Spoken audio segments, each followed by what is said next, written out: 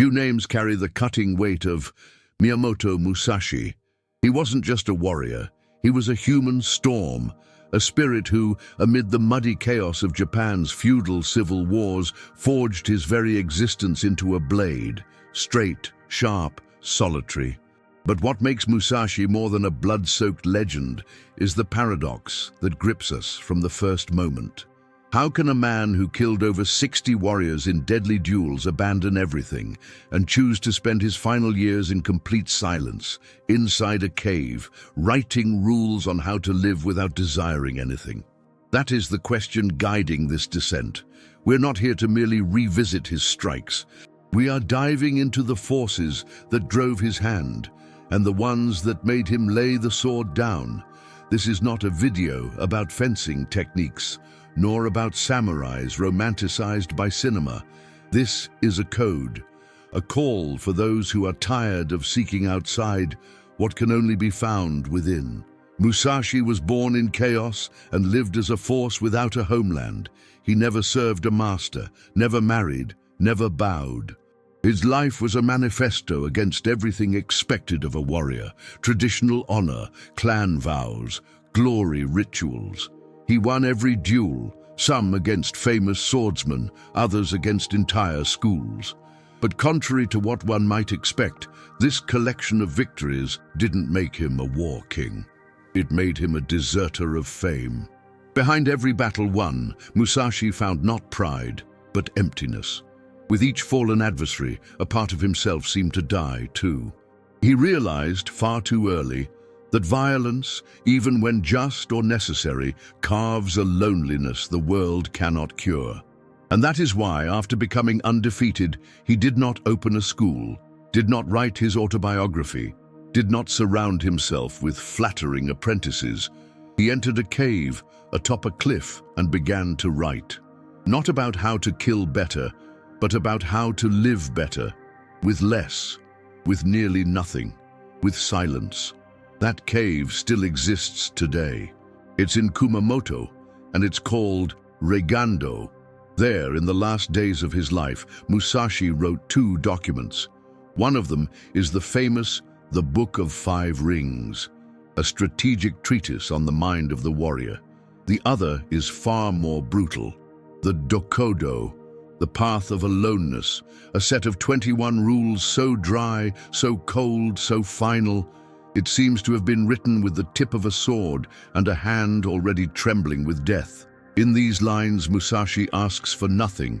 He simply declares, as someone who has nothing left to prove, not even to himself. There he says things like, do not seek pleasure for its own sake. Do not get attached to anything. Accept death without fear. There is no poetry, only blade, only raw truth. That's why this script isn't about the story of a duelist. It's about the path of the last invincible man who chose to disappear. About how, in an age of noise, ego, and performance, someone can still teach us what it means to conquer the world, and then walk away from it all without regret. Every scene here will push you inward. Every sentence will remind you there's a version of yourself you've never met. Because while you look for answers in books, in videos, in likes, Musashi was dying inside a rock, whispering, desire nothing. And that changes everything. Get ready. What begins now is not a story. It's a descent, a blade that cuts through yourself. We'll visit battlefields, alleys where boys killed men, nights where Musashi sweated fever and blood with a wooden sword in hand. But we'll also hear the echoes of the void, when he locked himself in silence for days to understand what lies behind the fear of death, the pride of victory, the obsession to win again. We will decipher the 21 rules of a man who died before dying and was reborn untouchable where no one else can reach, inside himself. This is the beginning of the path, the first step toward a silence that screams louder than any triumph. From now on, you walk with Musashi, and alone. Before defeating the most dangerous men in Japan, Musashi had to defeat his own origin. There was no dojo, no master, no protective clan or noble lineage. There was only mud, hunger, and a boy whose body was too small for the violent world he had fallen into. Born in 1584, in a rural village called Miyamoto, in an era where life was worth less than a clan's name, young Takezo, Musashi's birth name, had no childhood, only war. His father, Shinmen Munisai, was a swordsman and martial arts master, but not a mentor. He was a shadow, austere, harsh, possibly abusive. He taught his son to fight the same way one learns to breathe, with no choice. Musashi grew up on the margins of everything, a bastard according to some records, a boy without beauty, without charm, without resources. Legend says he rarely bathed, slept among leaves, and ate what he found. To others, he appeared filthy, grotesque, wild. But what no one saw was that in silence, this boy was turning to stone. The wounded pride, the rejection, the absence of affection forged within him an invisible armor. Musashi asked for no approval, no love, nothing. He just observed and trained, alone. He carried his sword as one carries destiny, not as a weapon, but as an extension of anger and clarity. Unlike the young samurai trained in famous schools under the supervision of legendary masters, Musashi learned by cutting bamboo, confronting drunk adults, fighting real enemies with pieces of wood. He didn't train to compete, he trained to survive, and that changes everything. When you train to impress, you develop technique. But when you train not to die, you develop instinct, and instinct is faster than any kata. That's why Musashi never had a style until he created his own. He didn't fit into the rigid forms of traditional kenjutsu. He questioned, invented, adapted. He watched nature, animals, the sound of the rain. His movements were wild, unpredictable, asymmetrical. That's why many called him a monster, freak, honorless ronin. But every insult made him more impenetrable. The dirty boy from the village was becoming a machine that could read chaos. He didn't want to win duels. He wanted to survive the world. And that visceral urgency made him the most feared warrior in Japanese history. It's no coincidence that by age 13, he was already killing men in real combat. Picture a frail boy wielding a stick, facing a trained, armed adult warrior, and winning. Not by luck, by cold calculation, by anticipation, by something no school teaches, the complete absence of fear of death. Musashi realized early on that he had nothing to lose, and when someone fights with nothing to lose, they become invincible, not through technique, but through the abyss.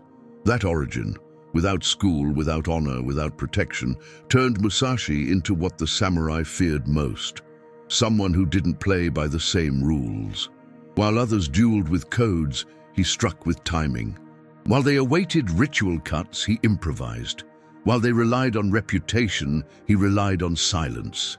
Musashi trained at night, alone in the woods, facing the cold and the dark as part of his training. There were no limits, no distractions, only one purpose: to become untouchable. And it was that absolute autonomy, that brutal self-forging, that made him a unique creature in feudal Japan. He owed nothing to anyone, he carried no clan doctrines, he swore loyalty to no daimyo. He inherited no knowledge. He created his own through pain. That's the first lesson for those who walk with Musashi. Don't wait for someone to tell you how to live. Don't wait for a master. Be your own master, or die a disciple of borrowed ideas. Musashi teaches us that solitude can be a battlefield or a training ground. He chose the latter.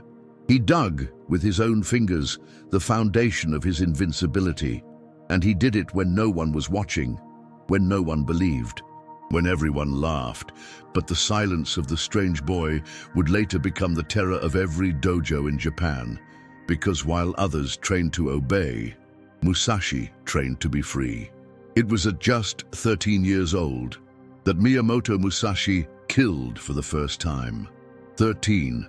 While most kids are still searching for their own name, he was driving a piece of wood through a man's body, not out of malice, not for fame, not by choice. but because it was kill or be killed.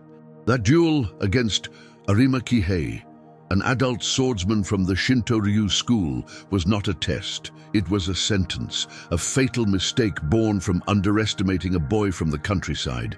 Kihei loudly proclaimed he'd accept any challenger for coin or for status. When Musashi stepped up, no one took it seriously. A filthy boy, no school, no lineage. Everyone laughed. Everyone, except Musashi. The fight was public, and the outcome was immediate. Musashi showed up with a bow, a wooden staff. Kihei raised his real sword, but before he could complete the motion, the boy had already closed the distance, dodged, and struck. The sound of the skull cracking was louder than any scream. Arima Kihei collapsed. Blood on the ground, death in the air, and silence. A new kind of silence, not the silence of doubt, but of fear. A boy had just killed a renowned swordsman and was looking around as if nothing had happened. There was no pride, no horror, just a realization. I'm capable. That was the true birth of Musashi, not physical but philosophical. From that moment on, his life was no longer childhood. It was war, because back then, killing didn't bring glory, it brought enemies. The death of Kihei sealed the boy's fate as someone outside the mold, outside the law, outside tradition.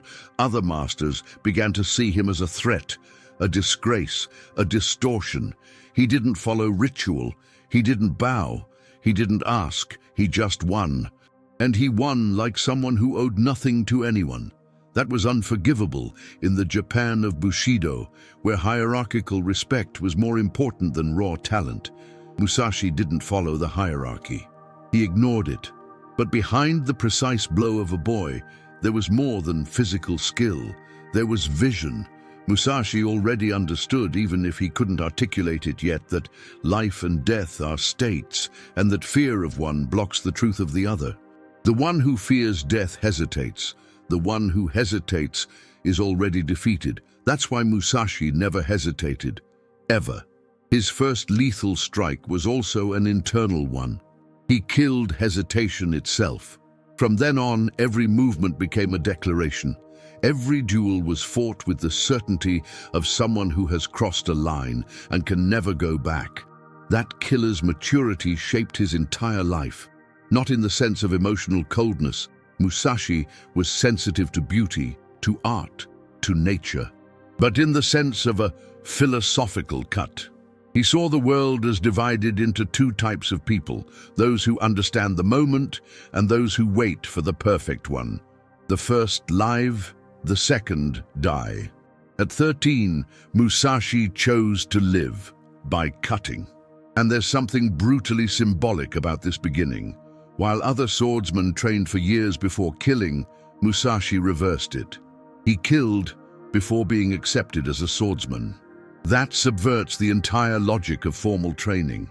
He didn't earn a diploma before entering the battlefield. He gave himself a title in the middle of it. The death of Kihei consecrated him, not as a hero, but as someone who could no longer turn back. And that forever changes how you see the world, because those who have killed know there is no victory without trauma. There is no victory without consequence. That was the age at which he stopped being a child. There were no more games, only survival. From that day on, Musashi was hunted, avoided, feared, but never again ignored. The world had witnessed what happens when someone with no support, no master, no name, wins on his own. And the system does not forgive that kind of courage. It labels it. It tries to silence it. But Musashi did the opposite. He went deeper. He climbed the mountains, trained more, won more, killed again and again. That event was more than the mark of a precocious warrior. It was the raw image of transformation, from human to blade. The dirty boy from Miyamoto became the Ronin who would mold the fear of others, not with screams, but with silent footsteps. Because once you spill the first blood, you either go mad or you understand. Musashi understood, and he continued, and he never stopped again. Before Musashi became a legend, Japan was hell, a land shattered by ambition, blood, and chaos, divided among clans, castles, and fragile pacts. It was the infamous Sengoku period, the age of warring states, where feudal lords, the daimyo, fought endlessly over land, resources, and glory. There was no unity, no peace. The country was a battlefield where every piece could kill or be killed at any moment. And it was on this muddy, steel-filled ground that Musashi was raised, not during an age of construction, but of destruction, not among schools and temples, but among corpses and smoke. Imagine a world where any village could turn into a battlefield overnight, where a child learned more about the sound of swords than the sound of a mother's voice, where monks were hanged on suspicion of spying, and farmers had to choose between surrendering, fleeing, or fighting with tools. This was Japan in the 16th century. Life was worth less than the name on the enemy's banner. And Musashi was born right in the center of that vortex. 1584, just 4 years after the Battle of Nagashino, where firearms were introduced to Japanese warfare for the first time. Traditional honor was already dying, and Musashi would be the last to bury its corpse. Growing up in this environment didn't just shape the body, it deformed the spirit. It turned empathy into a luxury, compassion into a weakness, silence into a tactic. The men who survived the Sengoku period weren't human in the ordinary sense. They were hybrids of machine and fear. They learned not to trust, not to hesitate, not to grow attached. And Musashi saw all of it. He was not noble. He didn't belong to a great clan, but he watched war transform men into beasts and beasts into heroes. He saw villages burned, children mutilated, women abducted, entire families wiped out under the wrong flag. And he understood that the world was not just. That understanding became the fuel of his philosophy. In Musashi, there is no romantic illusion about war. He didn't fight for beauty, he fought for survival. Every duel, every ambush, every escape carried the shadow of a country that no longer knew peace. And even when Japan began its slow path toward unification under Tokugawa Ieyasu, the blood didn't stop. It just changed color. War became institutionalized. Honor became theater. The samurai, who once killed for real, now simulated virtue inside castles. But Musashi was still there, with a real sword, real hunger, and real silence. That's why his path looked nothing like the others. While many sought to serve great lords and earn feudal land as reward, Musashi remained a ronin. No master, no land, no owner. He saw politics as a farce. He saw hierarchy as illusion. What mattered was the naked truth of the blade. Who strikes first, who feels the moment, who breathes better in chaos. And he learned that not from books, but from the field. He saw high-born men fall to arrogance. He saw beggars win by desperation. War taught without mercy, and Musashi listened to every lesson. But there was something else. The mud, the hunger, the cold. These things don't appear in books, but they were crucial in forging Musashi's spirit. You can't understand his discipline without knowing that he starved for real, that he slept outdoors, that he was rejected by villagers, that even after winning dozens of duels, he still lived on the margins. He wasn't celebrated, he was feared. And fear isolates. Fear turns you into a monster, even when you fight with honor. And Musashi knew this early on. Glory costs your humanity. That's why he withdrew. That's why he spoke little. That's why he preferred caves to castles. Japan's war didn't just mold Musashi, it shaped how he saw the world, with suspicion, with clarity, with precision. He knew peace was only a pause. That respect was a mask, and that the real battle wasn't between swords, but between intentions. That lucidity, born from horror, made him more than a warrior. It made him a lethal philosopher. Because he didn't just fight, he thought about what it meant to fight, why we fight, What remains after we win? In a Japan at war, there were only two paths: be crushed or harden. Musashi chose the latter, and he hardened so completely that decades later, when he wrote the Dokudo, he no longer spoke about enemies. He spoke about himself, about taming desire, about rejecting anger, about cutting away vanity, and that is only possible when you've seen the worst and survived it. War was his unnamed master, blood, his ink, silence, his final sword. Before being feared by nobles and revered by monks, Musashi was hated by traditional samurai, not for cowardice, but for something far more unforgivable at the time. He humiliated the system. He questioned the form, ignored the rituals. He won where one was not supposed to win, and the spark for all this hatred wasn't a war, but a duel. A single duel where a masterless boy faced a trained warrior from a recognized school in front of everyone and crushed his reputation like clay. The name of the defeated, Arima Kihei, the same from his first kill, but what few understand is how deeply that event echoed in the pride of the clans and what it revealed about the poison of ego.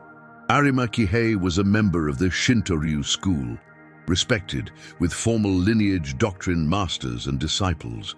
When he challenged the world, loudly announcing that he would duel anyone, he expected to provoke opponents worthy of his vanity.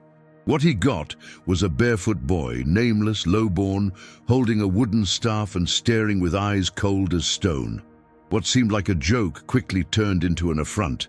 Kihei tried to back out, but the crowd wanted blood, honor, witnesses, and Musashi accepted in silence, as if accepting fate, not as a challenge but as an inevitable cut in the fabric of the world.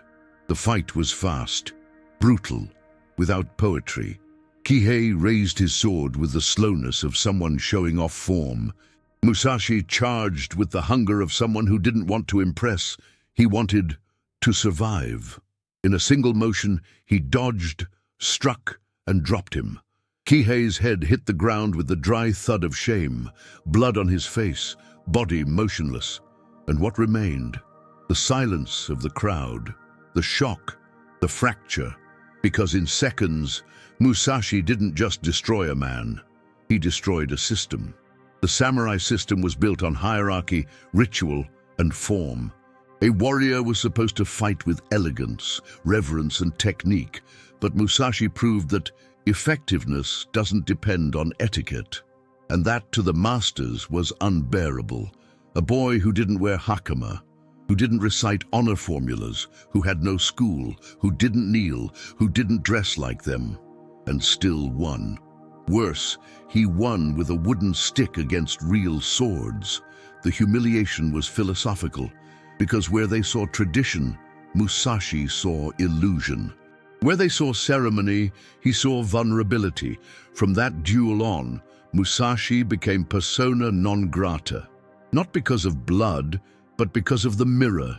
He had exposed a truth the clans wanted buried, that traditions could be outdone, that masters could be defeated, that fear could be overcome without formalities, and that shook the foundation of feudal Japan, which thrived on symbolic authority. Musashi didn't just defeat Kihei.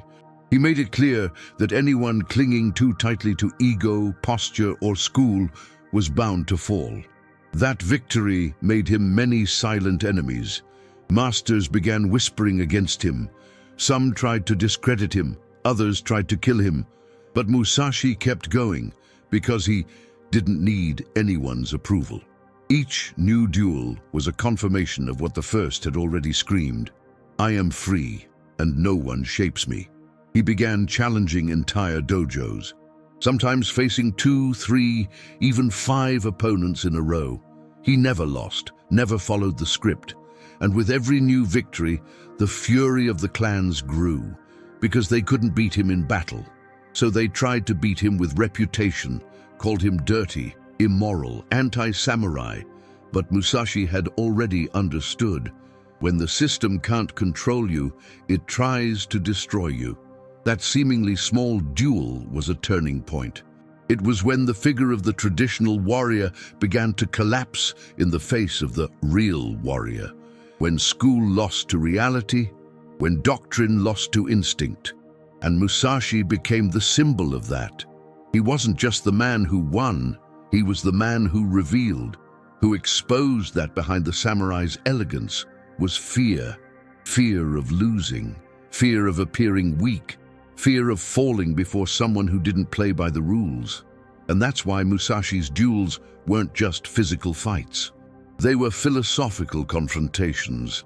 He didn't fight for glory. He fought to test the real against the ideal. And he won because he was willing to do what others were too proud to try. His strikes came before the pose. His decisions happened in the exact rhythm of life, not in the ceremonial rhythm of tradition. He understood the flow, the void, the moment, and that made his movements invisible until it was already too late. Musashi humiliated the samurai, not because he wanted to, but by existing, and that defiant existence would forever be a threat to the rigidity of those who live by appearances. Because while others rehearsed, Musashi cut.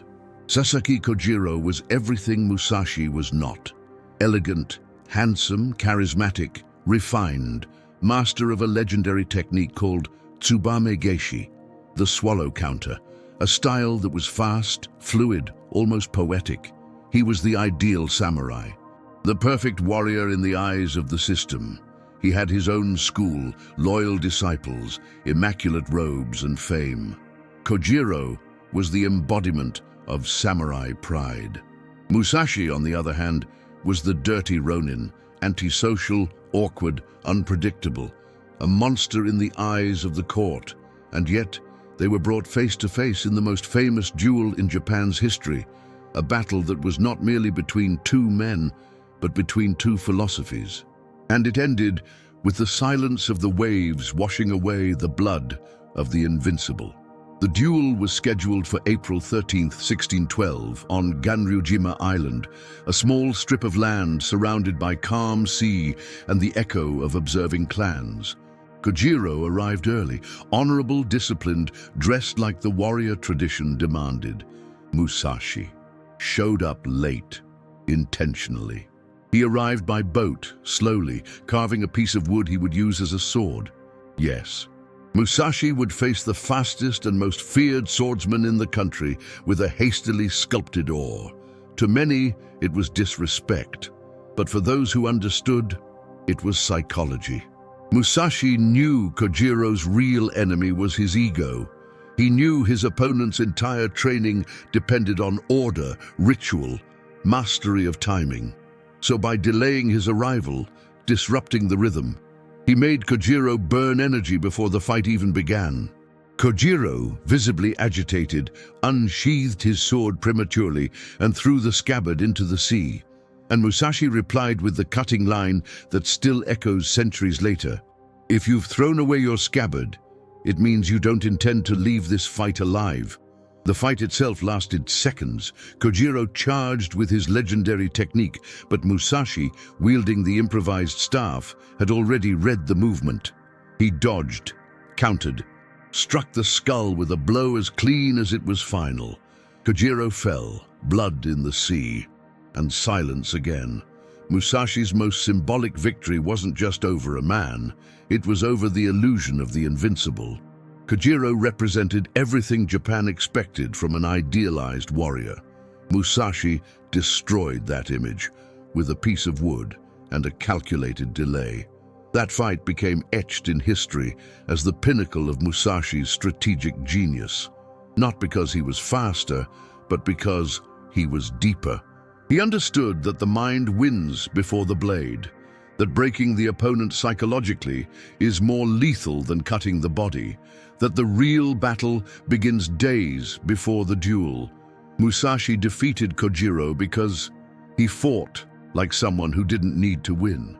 He fought as someone beyond victory, and that unsettles anyone. After the fight, Musashi didn't celebrate, didn't give speeches, didn't start a school. He disappeared. He withdrew from public life, vanished from imperial sight, and sank into anonymity. There was no pleasure in winning, only confirmation that he no longer needed to prove anything. And what many don't understand is that this fight, despite being famous, was the last time Musashi used victory as a response.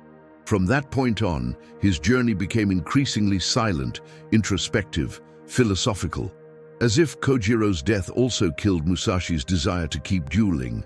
Sasaki Kojiro died young, beautiful and proud. Musashi lived long, ugly and lucid. That contrast is more than aesthetic, it's symbolic. The world applauds those who shine, but truth hides in those who endure. Kojiro was the mirror, Musashi, the hammer. Kojiro wanted to be seen, Musashi wanted to be empty, and that emptiness made him untouchable. Because no one defeats someone who needs nothing, not fame, not victory, not applause.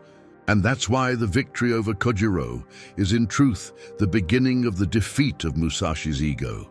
It's the moment he realizes there's nothing left to conquer, that all external enemies had already fallen.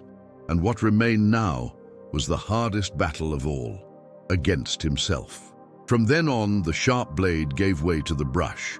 The battlefield became a cave, the scream became meditation, and Japan's deadliest warrior became a monk without a shrine. Invincible, because he no longer wanted to win. If you imagined Musashi as that samurai in shining armor with a gleaming sword, noble posture, and theatrical gestures, forget it. He was the opposite of that. He fought dirty, slept poorly, ate whatever he found, dressed like a peasant, and never ever wore armor. Not out of aesthetic rebellion, but out of lethal strategy. For Musashi, every ounce of weight was weakness. Every tradition that didn't serve victory was disposable. Every detail of his body, his behavior, his appearance was shaped for a single purpose: to win, without needing to impress. Musashi understood something other samurai didn't dare to consider. Armor doesn't protect, it limits. It restricts movement, blocks flow, creates the illusion of safety when in reality it turns the warrior into a metal statue, slow and predictable. He preferred to fight light, almost naked in simple clothes, barefoot with sharp eyes. Because for him, true protection came from reading the moment, anticipating the strike and having no fear. He didn't need iron. He needed clarity. But it was more than that. By not wearing armor, Musashi also sent a silent message: I do not fear death.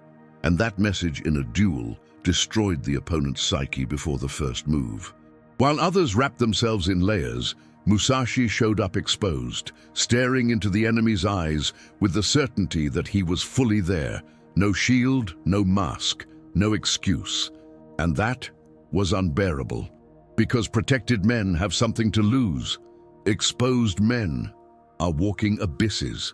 Musashi's strategy went beyond technique. He used the unexpected as a weapon, showed up late, entered through the wrong door, fought with wooden sticks instead of swords, pretended to be tired when he was alert. Used the environment, the sunlight, the dust on the ground, the slope of the terrain. He didn't follow the manual. He wrote his own manual in real time. And that forced every opponent to fight two battles, one against the blade and another against the unraveling, the uncertainty, the doubt, the shame, the rage. And that's why many said he fought dirty, because they expected rituals, bows, etiquette. Musashi gave them silence, imbalance, and impact. But what they called dirt was just freedom, because what is clean fighting if not a convention? For Musashi, clean fighting meant winning without needing to kill if possible, without prolonging suffering, without showing off. It meant entering, cutting, and leaving. No spectacle, no arrogance, no self-pity. The fight was a moment, and the moment was absolute. But to act like that, it took more than skill. It took being dead inside to everything that doesn't matter. Dead to the fear of making mistakes, to the need for approval, to attachment to image. That was Musashi, a man who had killed his own ego before killing any opponent. That's why he didn't need to hide behind armor, titles, battle robes, or ceremonies. He was the ceremony. The ritual was his walk, the temple was his silence, and the sacred was the moment of the blade. There was also a brutal honesty in his presence. Elite samurai were often artists of appearance. Precise movements, speeches on honor, bows before killing. Not Musashi. Musashi stared, breathed, and cut. No theater, no beauty. Because the beauty of truth is in rawness.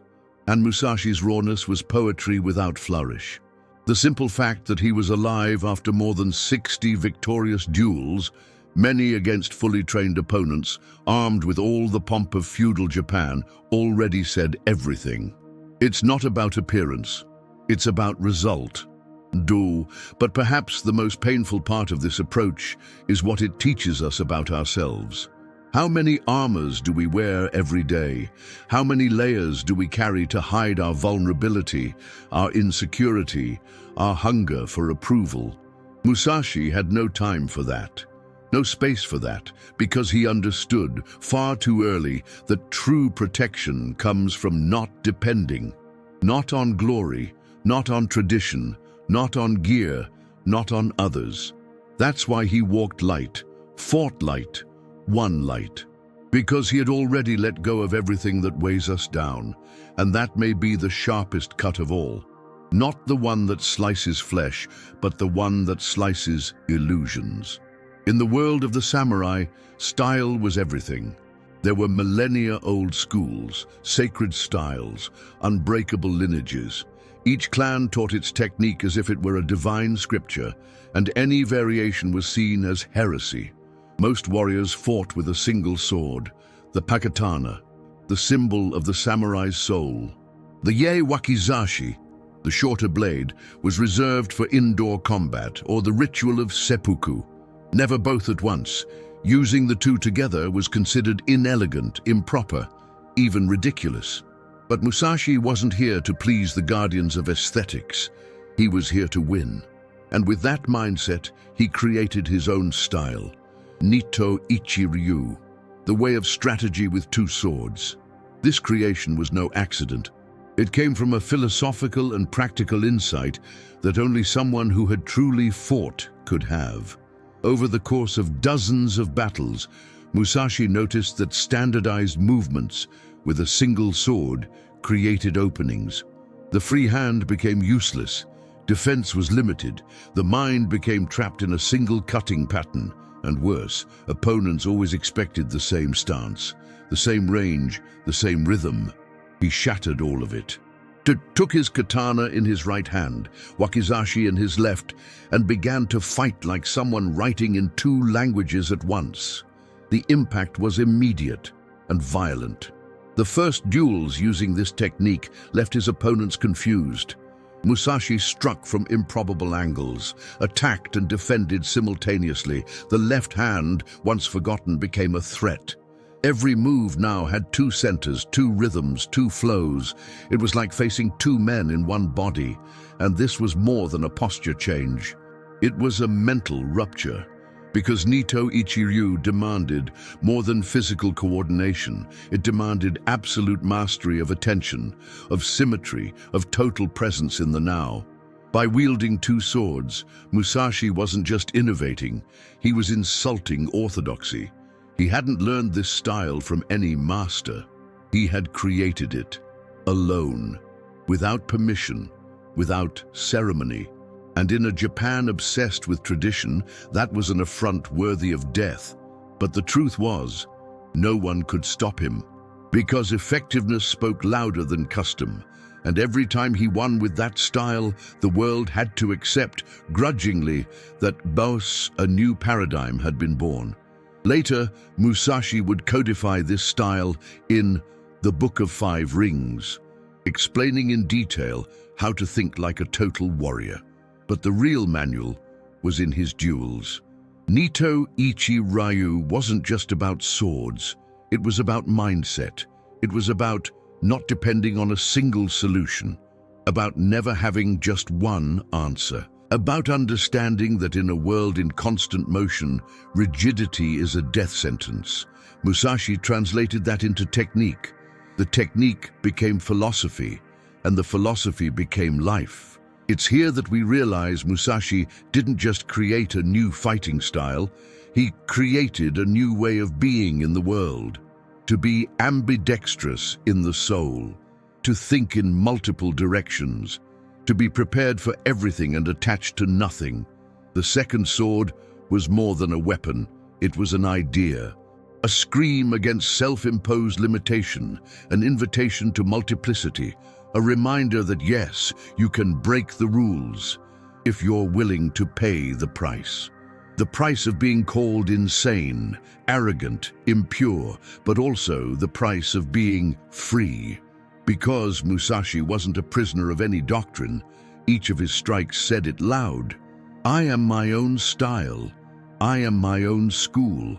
And if that frightens you, it's because you're still clinging to crutches. Hanyi, Nito Ichiryu, is the ultimate expression of what it means to think with deep strategy, to expand the body, the mind, and the spirit, until your opponent can no longer predict or understand your movements. Because he's still playing chess, while you've already flipped the board. 60 duels, 60 armed, prepared, trained men, 60 times the blade rose against Musashi. 60 times he walked away alive. That number alone would already place him among the greatest swordsmen in history. But what makes that count more than a physical feat is what it represents, the solitude of someone who never lost. Because no one wins that much without paying a price. No one escapes death that many times without dying a little more inside with each victory. What people see from the outside is glory. What is lived inside is something else. Musashi didn't win those duels in arenas under refined rules or the applause of crowds. He won in swamps, in alleys, on mountain slopes, in abandoned temples, sometimes with real swords, sometimes with wooden sticks, sometimes with branches picked up on the spot, and never with numerical advantage, status, or institutional protection. He fought like a stray dog and won like a furious monk. Each fight was a lesson, not in how to kill, but in how to remain lucid in the face of chaos. But here's where the tone changes, because to win once is luck. To win 10 times is skill, but to win 60 times is a curse. The more he won, the more the world feared him, and the more the world feared, the more he drifted from ordinary humanity. Those who lost to Musashi didn't just hate him for defeating them. They hated him because he made them see how trapped they were by form and how brutal truth could be. In Musashi, they saw a reflection of what they could never be, and that hurt more than any wound. Never losing might seem like an ideal. But what does it really mean to never taste defeat? It means living without rest. Because each new opponent came more prepared, with more hatred, with the weight of revenge. Reputation turned into a burden. Musashi couldn't slip, couldn't relax, couldn't stop. Each fight won summoned another, more intense, more symbolic, more cruel. Because defeating Musashi didn't just mean besting a man, it meant breaking a myth. And he knew it. He knew his existence was a walking insult.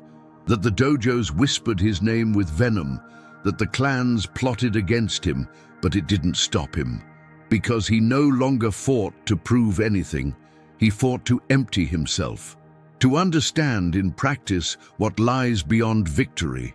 That's why, after decades of invincibility, he began refusing duels, disappearing, watching more than acting, because he understood. The greatest risk isn't dying in battle, it's living as a slave to your own legend. To always win is a form of prison. When no one can defeat you, the enemy becomes internal. Vanity, repetition, boredom, doubt. And Musashi saw it coming before it consumed him. He started painting, meditating, writing, wandering through villages in silence. Many thought he had aged, weakened, But they were wrong. He had evolved. The sword was no longer needed because the deepest cut had already been made, the cut through his own ego. That's why the Dokudo, his philosophical testament, isn't about duels. It's about renunciation, about not chasing pleasure, about letting go, about accepting death. Because someone who's won 60 times and still felt the emptiness of victory is someone who has understood everything and wants to warn. There's nothing at the end of the glory road, only silence. The price of never losing is losing the right to be ordinary, to let your guard down, to make mistakes, to be fragile. And Musashi paid that price with discipline, with isolation, with absence. He became a ghostly figure, present and absent at the same time, feared by all, understood by few. But that's exactly why he still touches us, because his journey is a living parable about what it means to win without becoming a hostage to victory. And that very few can do. In the end, Musashi isn't remembered for killing 60 men. He's remembered for the laying down the sword while still undefeated. To see, because he understood something almost no one does. If you need to keep winning to feel like someone, then you've already lost. The most dangerous battle Musashi ever fought wasn't against Sasaki Kojiro, nor against multiple opponents at once, nor against vengeful masters who longed to see him fall. The deadliest battle was fought in silence within himself. Because after so many victories, so much blood, so many fearful glances and revered names, the true enemy revealed itself, his own ego. And Musashi, unlike most, had the courage to face it and to kill it, without glory, without witnesses, without an audience. The ego is treacherous. It disguises itself as merit, identity, virtue. It says, "You've won, therefore you're better. You're invincible, therefore you're superior." And if you believe it, you're already dead inside. Because the ego doesn't just want to win. It wants to dominate. It wants to replace the spirit. It wants to convince you that your worth comes from what others say about you. And that's what Musashi realized after years of victory, that he had become a prisoner of an image. The unbeatable warrior, the shadow who defeats all, the legend. But Musashi didn't want to be a legend. He wanted to be free. And legend imprisons. Reputation demands maintenance. Fame requires presence. Image requires consistency. And he wanted to vanish. That's why he gradually disappeared from public view. He declined duels, walked through villages like a peasant, spoke little, avoided flatterers. He stopped writing about victory and started writing about detachment, because only those who've had everything know the weight of continuing to carry it. What he understood is brutal. The ego is a form of prison. You become a slave to the need to prove, to display, to maintain. And the more you win, the stronger the cage becomes. Musashi saw that, and instead of being intoxicated by power, he chose to fast from glory. He withdrew, went into the mountains, trained alone. Not like before to become stronger, but now to become empty, to dissolve the I until nothing was left but pure presence. This choice was not easy. Imagine having the world at your feet, being sought out by feudal lords, having followers, disciples begging for instruction, enemies begging for revenge, and simply saying, "No, I don't want it, I don't need it, I won't, because I understand, because the greatest victory is not needing to win." This absolute denial of vanity is Musashi's final cut, and no one saw it. The crowd only understands blood, but Musashi was already in another war, the only one that truly matters. This is the essence of the Dokudo, his final testament. He writes, among other things, "Do not cling to anything. Do not seek pleasure. Do not desire recognition." They sound cold, even harsh, but they are diamonds. Because only someone who has lived the extremes of idolatry knows how corrosive it is. Musashi no longer wanted to be a name. He wanted to be wind, to be stone, to be nothing. Because only in nothingness does the ego have nowhere to hide. And here lies the lesson for us. How often do we feed our own poison? How often do we become slaves to the character we created? How often is our fear of failure actually the fear of ceasing to be what others expect of us? Musashi didn't just realize this. He destroyed that character, killed it with the same coldness with which he killed his enemies. The invincible warrior died so the free man could be born. This is the ego's empty death. No mourning, no applause, no funeral, but one that liberates, that cleanses, that turns the body into a temple, the mind into a blade, and life into silence. In feudal Japan, no title carried more loneliness and contempt than that of Ronin, the masterless samurai, a man who had either lost or rejected his lord, who belonged to no clan, who wandered the roads with a sword at his hip and emptiness in his eyes. To the warrior aristocracy, the Ronin was a mistake, a disgrace, a body without a head. But this was the path that Musashi chose, not by accident but by conviction. He refused to be part of any system that would chain him, because his sword answered to only one voice, his own. Being a Ronin meant freedom, yes, but it also meant being a target. The daimyo saw these wanderers as threats. The dojos avoided them, the people feared them, and still, Musashi never sought alliance, never asked for protection, never bowed. Even after defeating warriors, protected by powerful houses, even after receiving offers to become the official instructor of prestigious clans, he always said, no. Because to Musashi, a true warrior didn't owe his sword to another man. He owed it to his own conscience. And that was unforgivable in a world built on hierarchy and obedience. Imagine the risk. In a time when feudal lords controlled not only armies, but also the narrative, walking alone with a sharp blade was like screaming, "I don't belong," out loud. It was to challenge the status quo with your own body. And Musashi did it for decades. He rejected rituals, rejected rewards, rejected titles. He walked like a commoner, slept like a wanderer, ate when he could, and even so, he was feared by an entire generation of warriors. Because where others saw stability, he saw a cage. Where they saw honor, he saw conditioning. Where they saw glory, he saw illusion. This rejection of blind loyalty doesn't mean Musashi lacked principles. Quite the opposite. He had rules more rigid than any clan, but they were self-imposed rules. He didn't fight for money, didn't accept foolish duels, didn't kill unnecessarily. He was selective, meticulous, cold, and still human.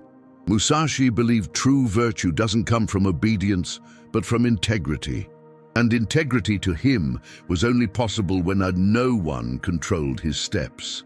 Not a master, not a king, not fame. That's why he became a symbol of something deeper, the autonomy of the spirit. While most sought to belong, Musashi sought to understand. While others wanted to serve a name, he wanted to serve a purpose. And his purpose was absolute refinement of the body, the mind, and the sword. He wanted to cut through the world until nothing remained but the essential. And for that, he had to walk alone. In the Japan of the 16th and 17th centuries, being a warrior without a lord meant living at the margins of the structure that defined a man's worth. But Musashi didn't want social value. He wanted inner clarity. He wanted to sharpen the spirit as he sharpened the blade. He wanted to walk until the noise disappeared. He wanted to silence his own name. And that's why, even after writing philosophical treatises and defeating dozens of opponents, he never founded a school, never opened a dojo bearing his name, never cashed in on his fame. Because to him, the path wasn't to teach others to follow. It was to show that each must carve their own way. The figure of Ronin Musashi is a scream to all who live surrounded by validation. He teaches that there is strength in walking alone, that the absence of applause is not the absence of worth, that freedom has a price, but it is better to pay it than to live bent under the weight of a name that isn't yours.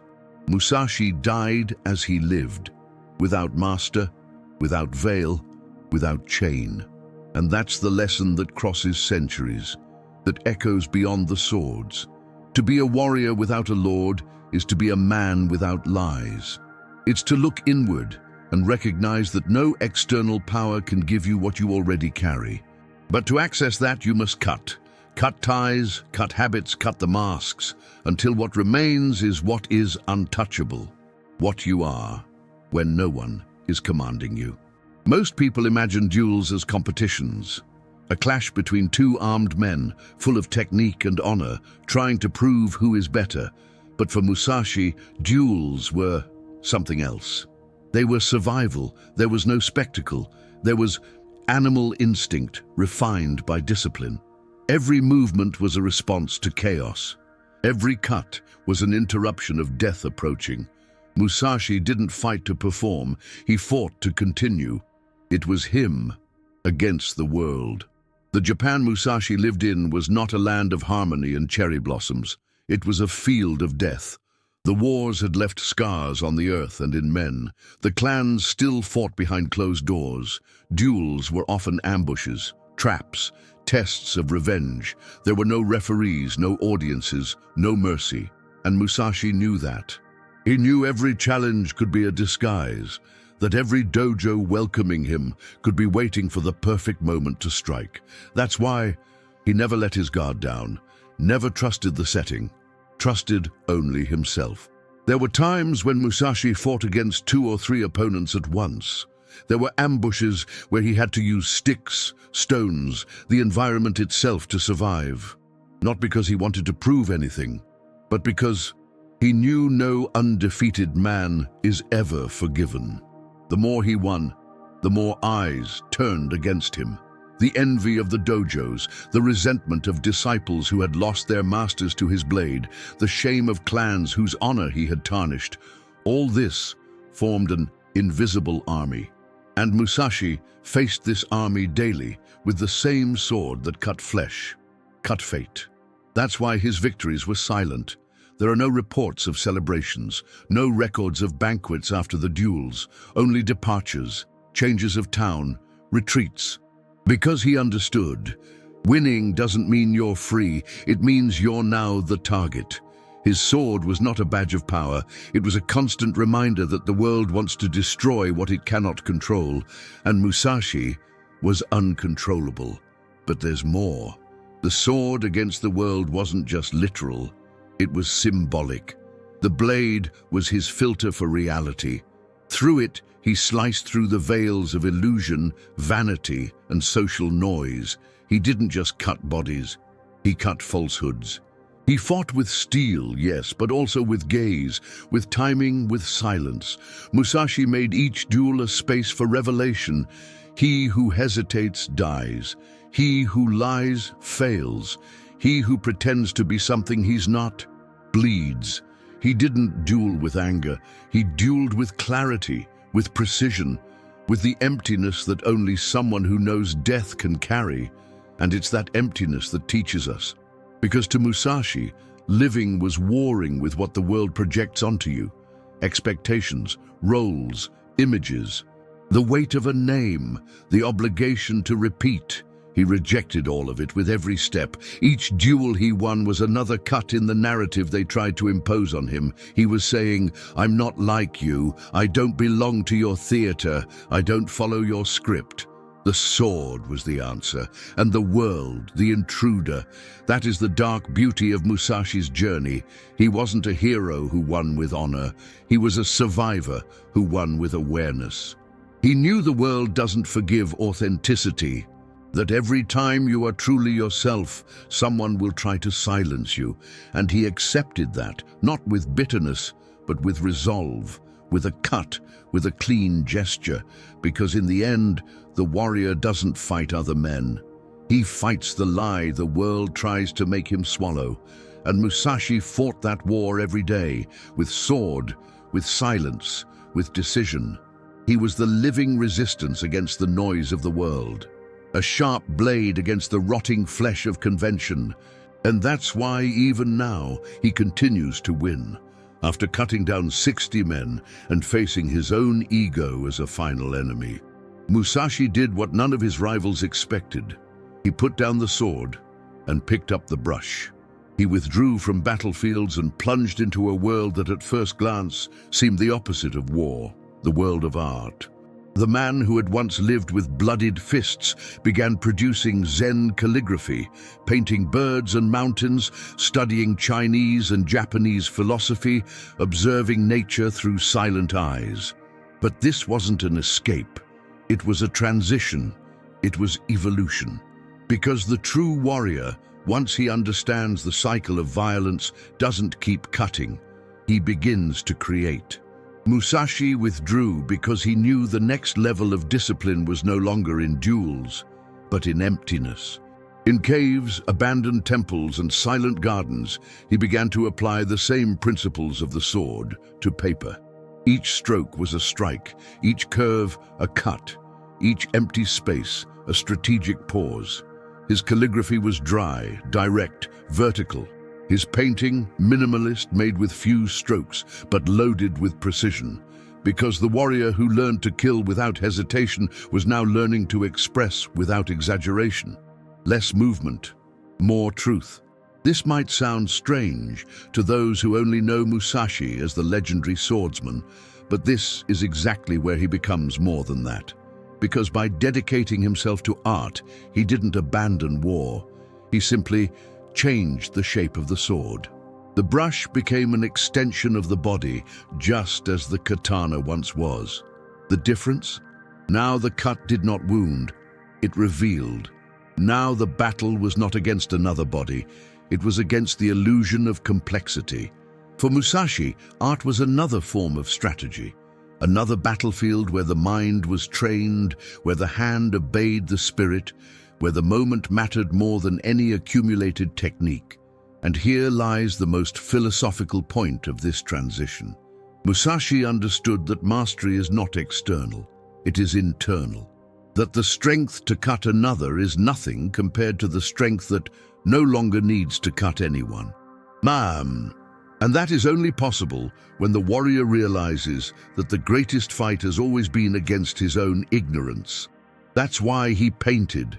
That's why he wrote poems. That's why he watched falling leaves, flying crows, bamboo bending in the wind. Because all of that told him what war never could, that there is balance in the gesture, wisdom in the space, and answers in silence. Musashi didn't become an artist to be accepted. He became an artist because he no longer needed approval.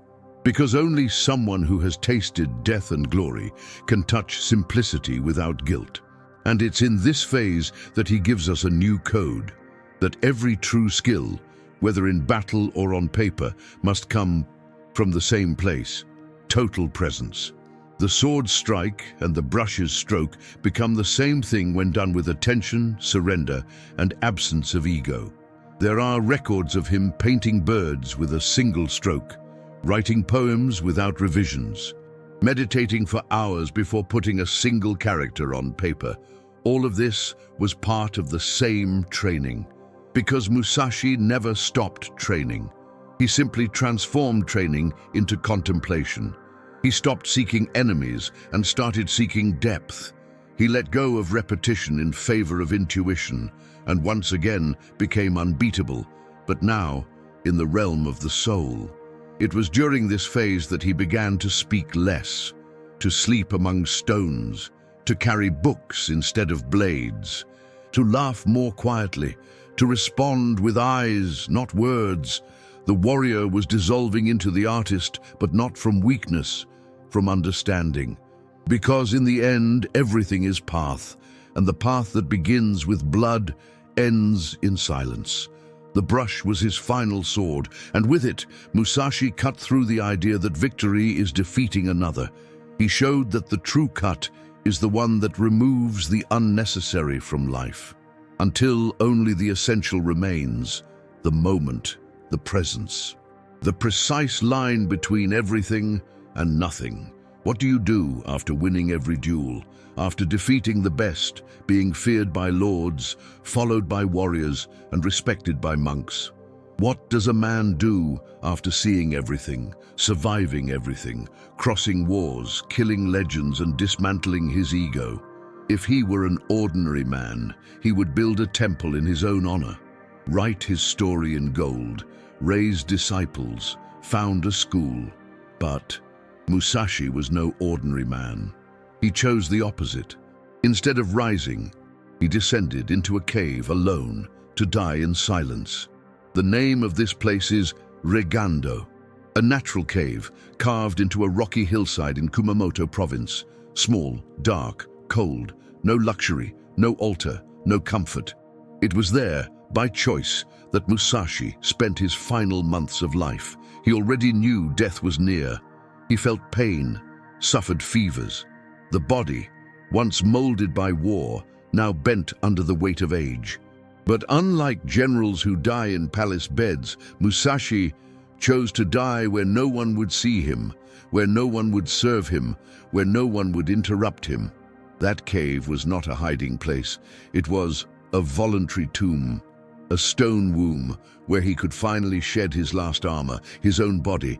There he wrote his spiritual testament. There, in the cutting silence of stone, with cold seeping into his bones and time dissolving, Musashi penned the 21 rules of the Dokodo, a dry text, direct, unforgiving, just like him. In it, there is no room for pity, no poetry, no excuses. Every line is a renunciation, a final cut, as if he were sharpening his spirit one last time before leaving. But the most impressive thing isn't what he wrote. It's where and how he wrote it. Musashi wrote with death already whispering in his ear, with trembling hands, with numbered days, with weak blood. No entourage, no legacy building, no disciples at his side, just him and the stone. Because he knew that in the end, every warrior must die alone. Not as punishment, but as clarity. Because he had spent his whole life breaking free from expectations, and to die surrounded by people would be falling back into the theater. The cave of Regando is therefore more than a physical place. It is a symbol. It is where the warrior dissolves into the philosopher, where steel becomes idea, where blade becomes brush, where victory becomes renunciation. There, Musashi was no longer seeking to defeat anyone. He was seeking to disappear from himself, to abandon even the identity of Musashi, because he already knew names are shackles, titles are distractions, and even glory decays. Today, the cave is a site of pilgrimage, visited by the curious, by scholars, by modern warriors, searching for a trace of the legend. But what they find there is not grandeur. There are no golden statues, no ornaments, only stone, wind, dampness, and beneath it all, an echo. The echo of a man who chose to erase himself so that what he left behind would speak louder than any biography. Because Musashi understood that the end of every warrior should not be applause, it should be silence. In the cave of Regando, he transformed, from swordsman to shadow, from shadow to symbol, from symbol to emptiness, an emptiness that doesn't oppress, it frees. Because only when everything unimportant is stripped away can the essence breathe. And Musashi, until his final breath, lived like his sword, cutting away everything that bound him. The cave was his last school, and also his final dojo, but it didn't teach with words, it taught with absence. Because sometimes to become everything, you must disappear. He was dying. His body was failing. The strength that once defied swords now bowed to time, but the mind remained sharp as the first cut. It was in this state, weak in body, invincible in spirit, that Musashi, seated in his cave, wielded what would be his final weapon, the brush. And with it, he wrote 21 short sentences, no ornament, no mercy, no explanation. 21 rules that ask for nothing. They simply affirm. They do not beg. They cut. He called them Dokudo, the way of walking alone, a silent testament from someone who had already conquered the world and now wanted to conquer himself. These rules are not teachings meant to please. They are shocks, conceptual blades. Each one is a brutal mirror, a reminder of everything you must abandon if you truly wish to be free. Musashi didn't want to create followers. He wanted to leave a map for those courageous enough to let go of vanity, dependency, and illusion. It's not a path to happiness. It's a path to liberation. And for him, liberation was never about pleasure. It was about the absence of need. Rules like, do not seek pleasure for your own sake. Do not desire possessions. Accept everything exactly as it is. Do not regret anything. Do not fear death. These are not motivational quotes. They are final cuts into the flesh of ego.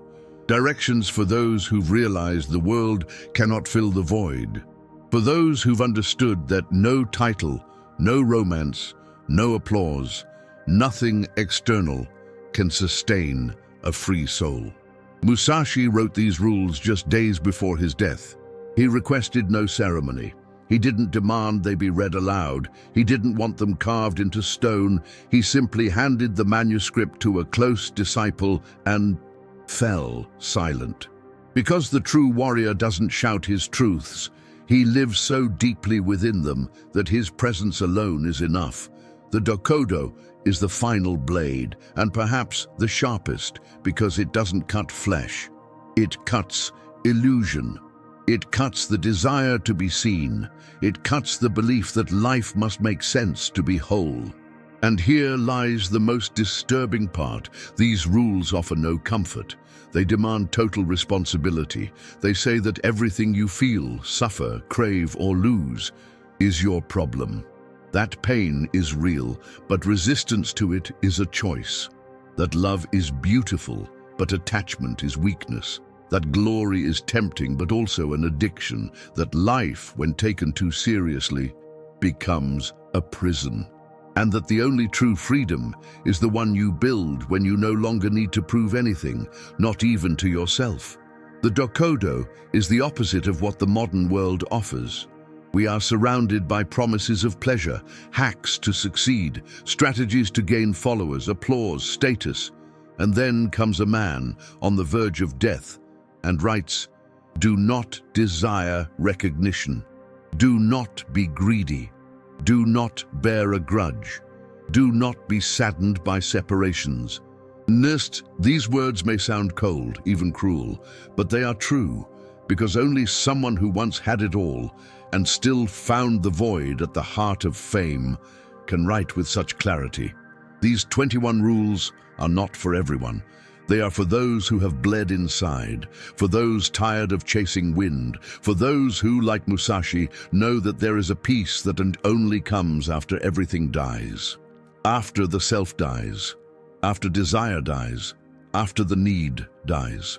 Musashi did not die a master.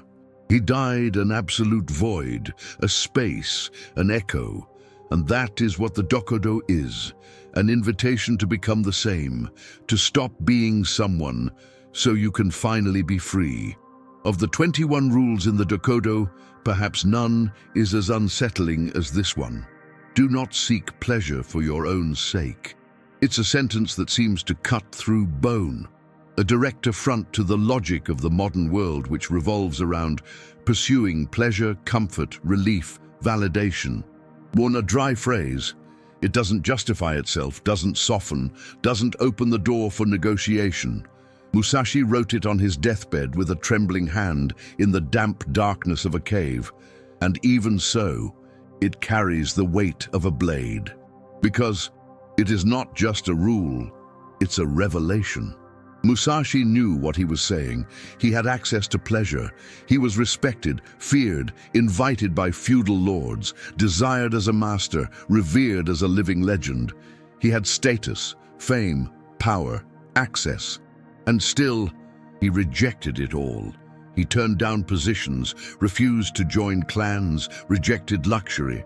He chose to walk through villages like an armed beggar, sleep in abandoned temples, live with little, and die with even less. Why? Because he understood, like few ever do, that pleasure is a slow poison. It comes sweet, but binds. It addicts. It turns a strong man into a dependent one.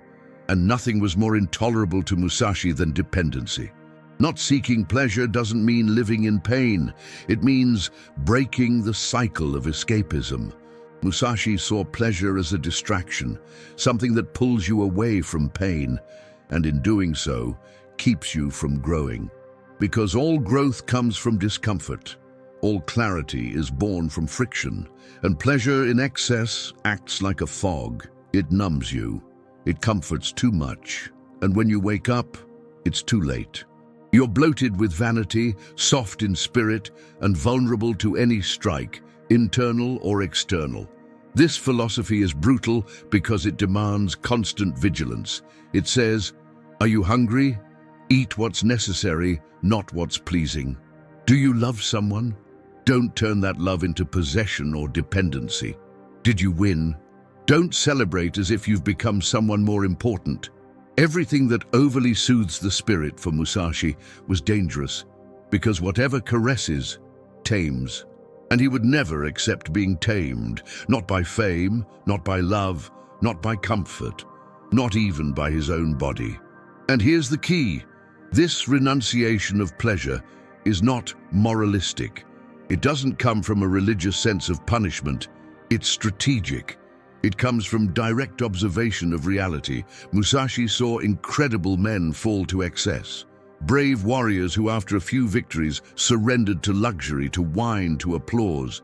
And they lost their edge, lost their focus. Died young, not by the enemy's blade, but by their own undisciplined weaknesses. Musashi refused to be another one. That's why he cut pleasure from life the way he cut flesh, clean, without hesitation. But the most disturbing part of this rule is what it reveals about us, because we live in an age where pleasure is marketed as a destination, where everything is designed to please, entertain, and comfort you. And that makes you weak, dependent, irritable, anxious. You get used to ease and lose the ability to face the difficult. Musashi, on the other hand, trained for the opposite. He slept on stone, he fasted, he meditated in the cold, he lived with the bare minimum, because he wanted nothing, absolutely nothing, to be able to shake him from his center. That is real strength. That phrase, "do not seek pleasure for your own sake," is the hardcore of the Dokudo. It's the most difficult renunciation, because it demands that you stop running from reality, that you face boredom, silence, solitude, pain, fatigue, discomfort, and see them not as enemies, but as teachers. Musashi died with a broken body but a sharpened spirit, because he didn't surrender to what pleases. He didn't hide in what soothes. He stayed where few dare to remain, at the naked center of existence. And that might be the greatest legacy he left us. That deceit to be unshakable, you must be willing to feel no pleasure at all. To endure everything, to walk through fire without expecting a hug at the end. Because true freedom is not doing whatever you want. It's needing nothing. Not too much food, not too much affection, not comfort, not distraction, not even pleasure. Musashi defeated 60 men, survived wars, slept under the rain, rejected wealth, faced ambushes, hunger, disease, and absolute solitude. But none of those battles were as cruel, constant, and silent as the fight to master his own mind. Because while the external enemy has a face, motion, and an end, the mind never stops.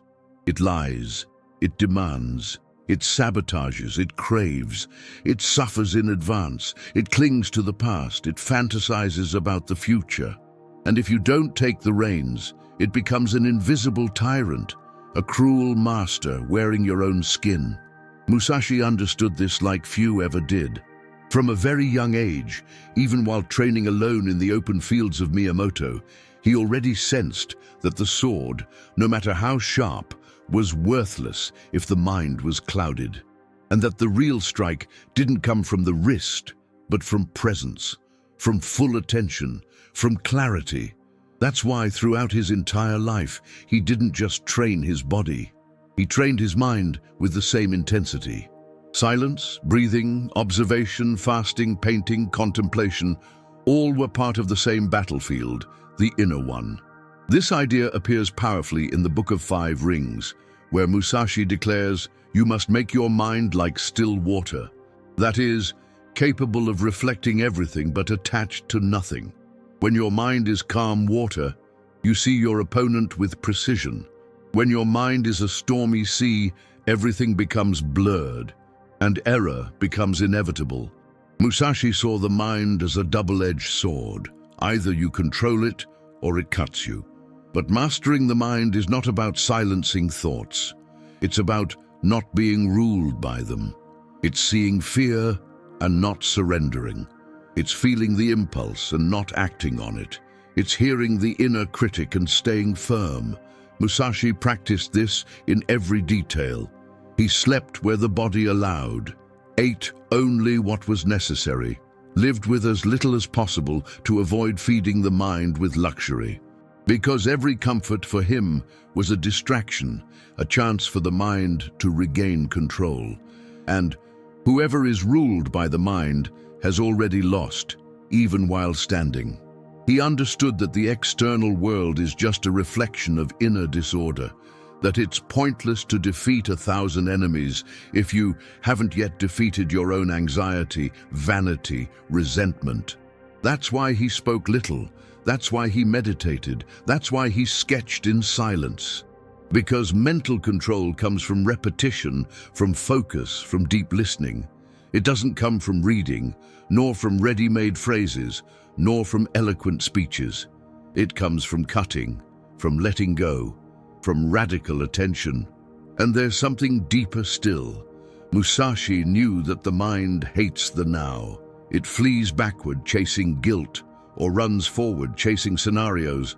But in the present, it dissolves. Because in the now, only what is exists, and what is needs no judgment. Musashi trained to exist like that, fully in the moment. That's why his strikes were precise. That's why he saw before others. Because his mind wasn't on the stage, it was at the center. To master the mind is not to eliminate thoughts, it's to stop believing them blindly. It's to observe fear and say, "I see you, but you don't control me." To hear anger and say, "You are not my guide." To recognize desire and say, "You do not direct my steps." Musashi did this every day, as if sharpening a blade that must never rust. And with that, he became untouchable. Not because he was cold, but because he was free. This mental freedom is the apex of discipline. It's what separates the strong from the wise. Because physical strength can win battles, but only a pacified mind can win the war of existence. Musashi discovered this and left behind not just his strikes, but his silences. Not just victories, but empty spaces. Not just rules, but the reminder that everything begins and ends in the mind. If you don't master yours, someone or something else will master it for you. And on that day, you stop being a warrior and become a servant. In a world that screams, shows off, compares, and desperately begs for attention, Musashi chose silence. Not passive silence, born of fear or submission, but active, sharp, strategic silence. Silence that wounds more than any word. Silence that humbles pride. Silence that doesn't beg for recognition, because it is already complete in itself. While others fought for fame, prestige, and legacy, Musashi walked in the opposite direction. He didn't want applause. He didn't need an audience, because he knew truth, when it is real, doesn't scream. It weighs. Musashi lived and died by this principle. He never tried to convince anyone of anything, never explained himself, never defended himself, never wrote his biography to be remembered. On the contrary, he avoided being noticed. He refused titles, fled from honors, preferred anonymity to the spotlight, the underground to the pedestal, because he understood that the greatest strength is not in being applauded, but in not needing to be. There is no greater freedom than living what you are, without the desire to be understood. This choice is deeply violent toward the system because the world depends on your neediness. It needs you to crave attention, to feel incomplete without others' validation, because then you consume more, work more, bow more, lose yourself more. But Musashi saw through this trap early on. That's why he trained in silence, won in silence, disappeared in silence. His sword cut, yes, but it was his silence that brought others to their knees. Because his silence said what no word could, I don't need you. He wasn't seeking glory. He wasn't seeking permanence. What he sought was the total elimination of need. The need to be seen, loved, or approved. When he wrote the Dokudo, he didn't ask for it to be published. When he painted birds in black ink on rice paper, he didn't sign them. When he spoke to his rare disciples, it was brief, direct, harsh, because he understood that the more you speak, the more you give away your center. And he fought every day to keep that center intact. That didn't make him cold. It made him untouchable. Silence was Musashi's armor, the inner fortress where ego came to die. Because when the world applauds you and you bow, you sell yourself. When the world hates you and you explain, you surrender. But when the world speaks and you remain still in silence, you've already won. Without movement, without effort, just with presence. And here lies the most brutal lesson of all. Silence is not absence. It is absolute presence. It is when you become so whole that you no longer need to defend, display, or justify yourself. You are. And that is enough, and that is terrifying, because we are surrounded by people who cannot bear not being seen, people who live to prove, to reply, to post, to shout. Musashi chose to die as he lived, without making noise. He left a code and vanished. No procession, no echo, no vanity. That silence is a weapon, a response, a philosophy, and perhaps the sharpest of all his cuts. Because it does not wound the body, it exposes the soul of those who live for the image, who need recognition to feel real. Musashi's silence is the most uncomfortable mirror he ever left behind. A mirror that asks, if no one saw what you do, would you still do it? In the end, that's what separates the true warrior from the performer. The warrior acts because it must be done. The performer acts to be seen. Musashi was the former, always. That's why his truth still carries weight. Because it was written without vanity, and it echoes without needing applause. Most men spend their entire lives trying, and not to die alone. They surround themselves with names, families, heirs, applause, followers, tributes, all to ensure that when the end comes, there will be eyes to cry, hands to carry the coffin, and mouths to say he was important. But Musashi didn't want any of that. He didn't want to be remembered. He wanted to be understood. And for him, that could only happen if his end was as radical as his entire life, in absolute silence, alone, in stone, in shadow. He chose to die far from castles, far from clans, far from flattering disciples. He didn't want speeches, he didn't want ritual, he didn't want a name engraved on a golden altar. He wanted the opposite, that his departure be as empty as his desires, that his final breath be as light as the absence of need he had cultivated. And that is exactly why, even though he was the greatest swordsman in Japanese history, the man who defeated over 60 warriors, Musashi died anonymously, in a cave, seated, with a twisted body and a clean soul. His final days were spent in solitude, not for lack of friends, but by choice. He withdrew into stone like someone who knows the warrior must die alone so as not to become property of the world. Because if he had died in public with a state funeral surrounded by kneeling disciples, his name would have become a statue. And statues don't teach, they imprison. He knew that For his ideas to survive in purity, he would have to vanish entirely. This choice is not romantic, it's cruel, it's harsh, it's raw, because it demands that you give up even the final image, even the last reflection. Musashi died without anyone holding his hand. No confession, no grand will. He only left the Dokudo, 21 cold, sharp rules, as if carved into the cave wall itself. And after that, nothing. The warrior who once made Japan's greatest masters tremble disappeared. And that disappearance wasn't an accident. It was a teaching. He showed us that a true life isn't measured by who cries when you leave, but by how you lived while you were whole. And that the real impact of a life is not in the words written by others, but in the silent truths you leave for those brave enough to hear them. Musashi didn't want his name repeated. He wanted his practice lived.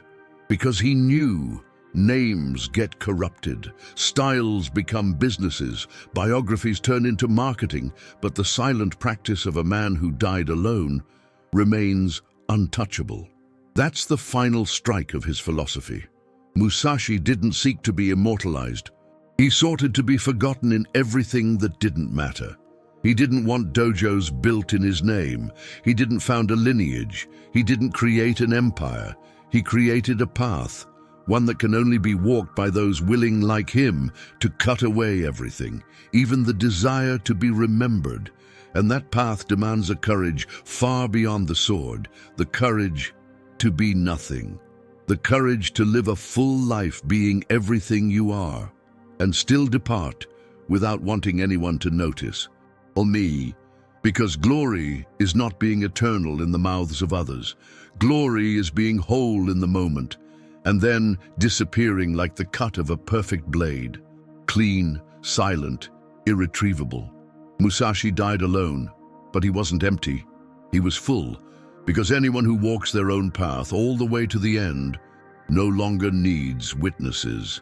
There comes a point in every warrior's journey when the blade ceases to be a weapon and becomes a symbol. A moment where a real cut is no longer necessary because presence alone is enough. Musashi reached that point, and contrary to what one might expect from someone who built his legend by winning over 60 duels, he unabandoned the sword before death. Not out of weakness, but because he had understood something most men will never grasp. The true sword is the one that does not need to cut. The sword that doesn't cut is the highest stage of mastery. It is when power is so absolute, so disciplined, so balanced, that it no longer needs to be shown. The strength is contained, the mastery is integrated, the control is complete, and thus the movement is minimal. Musashi was no longer a duelist.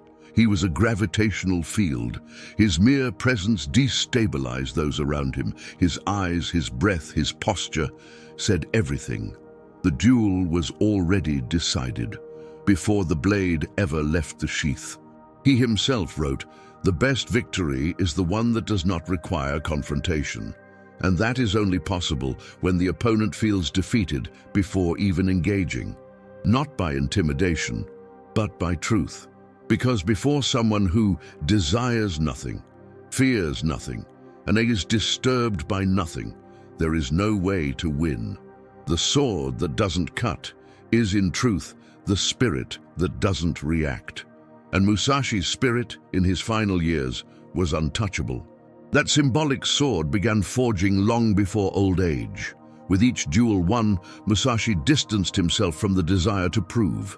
With each ambush survived, he distanced himself from fear. With each insult ignored, he distanced himself from ego, until the act of cutting, once essential, became redundant. War, once physical, became mental. Violence, once inevitable, became a choice.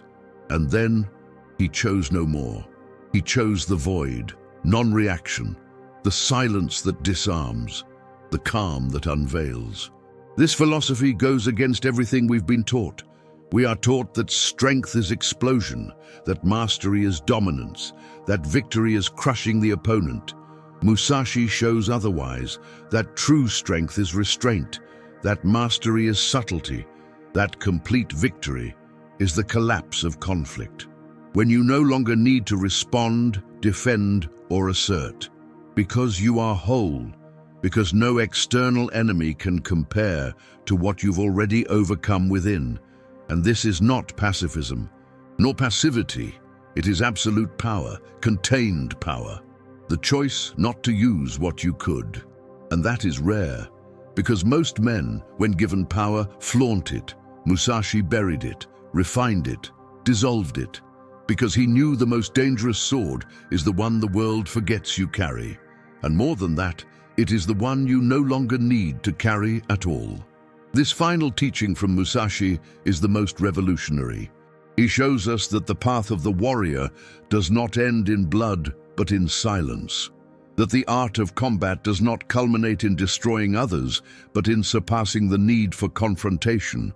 The sword that does not cut is the synthesis of his entire life, the translation of every renunciation, the symbol of a man who reached such a level of mastery over war that he could finally walk unarmed.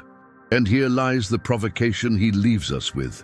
Do you really need to react, to win, to strike? Or are you simply being driven by an ego you have not yet killed? Because while you answer, Musashi remains silent, and in that silence, he has already won. At the end of a life built on cuts, escapes, shadows, and silence, Musashi left us something greater than swords, victories, or fame. He left us a code. Not a manual to learn how to fight, but a map to become untouchable.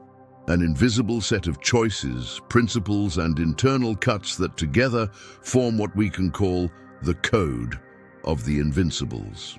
And this code, contrary to what you might expect, is not about how to defeat others. It's about how to stop being defeated by yourself. Musashi never handed over this code in the form of commandments carved in stone. He scattered it through his gestures, his silences, his decisions. It's in the way he refused rewards, in the way he never celebrated victories, in the way he struck but never destroyed, in the way he walked away without saying goodbye. It's in the Dokodo. It's in the Book of Five Rings. It's in the emptiness of the cave where he died. And above all, it's in the complete absence of desire, because the truly invincible is not the one who wins, it's the one who no longer needs to. This code says you can't rely on anything, not on approval, not on comfort, not on routine, not on success, not on image. It demands that you be willing to walk alone, to be misunderstood, to be ignored, and still keep walking. Because when you have nothing left to lose, no one can stop you. That is the heart of the invincible, a spirit that has already died to everything the world uses to control you. It's a code that does not forgive voluntary weakness. It requires cut after cut, cutting attachment, cutting vanity, cutting pride, cutting fear, cutting the need to explain. The invincible, in Musashi's model, is a silent presence that demands nothing but dominates everything. He observes, he feels, but he does not bow.